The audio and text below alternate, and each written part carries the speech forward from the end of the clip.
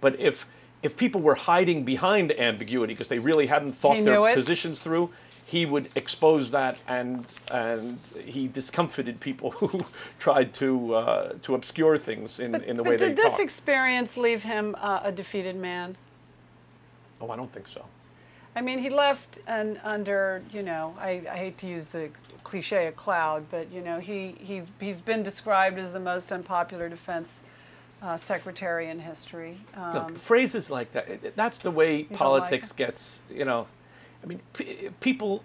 But if professors say it, people have an extremely harsh way of talking very often. It's not. But with all due respect, I mean, the reaction to the war and how it's gone is harsh. And don't you feel that Rumsfeld and his team, which is you, have you've had to be the scapegoat so far, don't you think? You're the ones out there. I don't think of myself that way. Others may, though, you would concede. I can't control what other people think, but especially Rumsfeld. He was reviled. Look, to tell you the truth, in politics in general, there's altogether too much reviling going on. And I mean, one of the things that people are angry. Well, I understand. Anger. You value that, don't you? No, not particularly. I value kind of serious thought a lot more than I value indulging in anger. What about one of the things that I talk to my class about, and I think it's an important point in general. Somebody made an interesting observation once that America is a happy country. This was a foreigner who made this observation. It takes a foreigner to see something as important as this. He said, America is a happy country because it fights its political battles out largely within the 40-yard lines.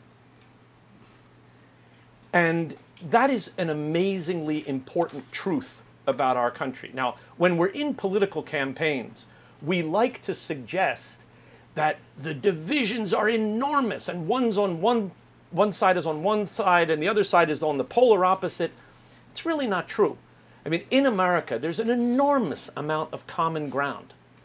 And now, you can conduct a political debate to call attention to divisions, and that's fine. That's part of what you want politics to do, is call attention to differences. But it's useful every once in a while to take a step back and realize that for all the differences that we have, we're basically in America arguing within the 40-yard lines. I mean, we don't have people who are attacking the country with an anti-constitutional argument from the right against people who are attacking the country with an anti-constitutional argument from the left. It's not the way our politics is. Yeah, but I'm talking about it on a more emotional level. But let me ask you this. Have you communicated with families who have lost soldiers? Sure. In what ways? Have you gone to visit them? Yeah, I mean, by the way, I'm not terribly keen on the people who try to talk in public about wearing their hearts on their sleeves and trying to prove their humanity. Well, I don't think the president just did. Look, there are certain demands of politics. I'm not a politician. Okay, I grant you that. And to tell you the truth, I don't think I don't think it's a proper thing for people to be essentially challenging other people's humanity and whether they care for. Well, okay. Well, do you think it was inappropriate for the president to say that he had given up golf because he felt that it was inappropriate? Look, he's the president. He can say whatever he wants. I mean, I'm not going to comment on that. But okay, well, you're giving the proceeds of your book to veterans groups. Right. Is that not a humanitarian act? I mean, it's an act of gratitude as far as I'm concerned. Gratitude. No guilt? No. You have no guilt. What we were doing, we were making national security policy for the country, as we were talking before, under difficult circumstances, doing what we thought and hoped would be best for the country. I think we actually did some very important things. I think that the strategy that was developed after 9/11, and I discussed the development of it in the book, the strategy that was developed had as its chief purpose not retaliation against al-Qaeda, as important as that was, but preventing the next attack. Right. And a strategy was developed to go after the broader international terrorist network, groups as well as their state sponsors, and disrupt it to the maximum extent that was reasonable to prevent the next attack. Here we are, 6.5 years later, and we have not had another 9/11 scale attack in the United States. I think that was a substantial accomplishment, and I think it owes something to this strategy and the way it was prosecuted. The decision about what to do about Saddam Right. was a difficult decision. And what the president had to weigh were the risks of going to war. And the president knew that it was extremely risky. Everybody in the country knew that it was extremely risky to go to war. But the president also knew that it was extremely risky to leave Saddam Hussein in power. And he had to weigh the risks of removing Saddam and the risks of leaving him in power. Now, had he left Saddam Hussein in power, and had the things we were worried about materialized, and we wound up finding that Saddam had gotten out of the sanctions that the UN had put in place, had revived his chemical, biological, and nuclear programs, had he provoked another conflict with us, which looked essentially inevitable, and we found ourselves dealing with the very problem that we were worried about, that Saddam Hussein was in a conflict with us, perhaps after he had already developed nuclear weapons. If we had found ourselves in a situation like that, and if the catastrophe that we were worried about had happened, people would be sitting around now saying, what was President Bush doing? Didn't he see this danger? Why didn't he take action? Didn't he realize Saddam was hostile? Didn't he realize the record this guy had of developing and using WMD?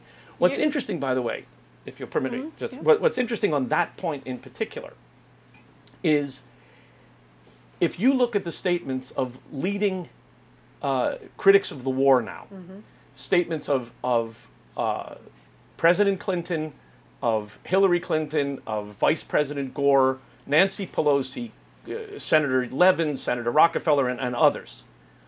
They all made extremely hawkish statements about Saddam. You quote them in there. And if President Bush had left Saddam Hussein in power, and if the things we were worried about had materialized, all of those people who are now criticizing the decision to remove Saddam would be able to cite their own statements as evidence of the foolishness of the president in having let Saddam Hussein remain in power.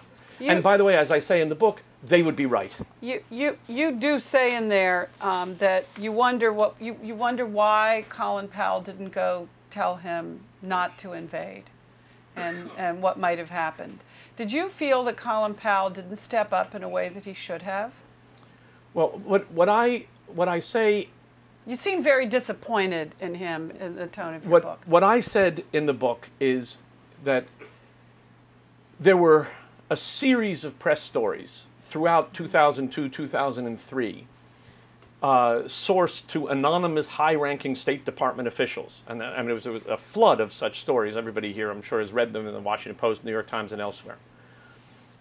And those stories depicted the leadership of the State Department as not supporting the president's decision to go to war.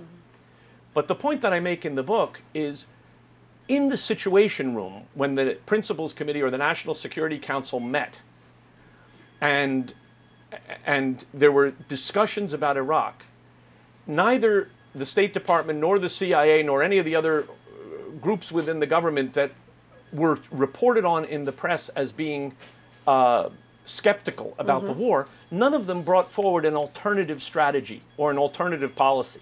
None of them argued. Did you feel you were getting run by the State Department? Well, no. What I felt was this. Shaw didn't like it. This decision to go to war was an extremely important and difficult decision. And if people were skeptical about it, it would have been helpful to. First, there are two things.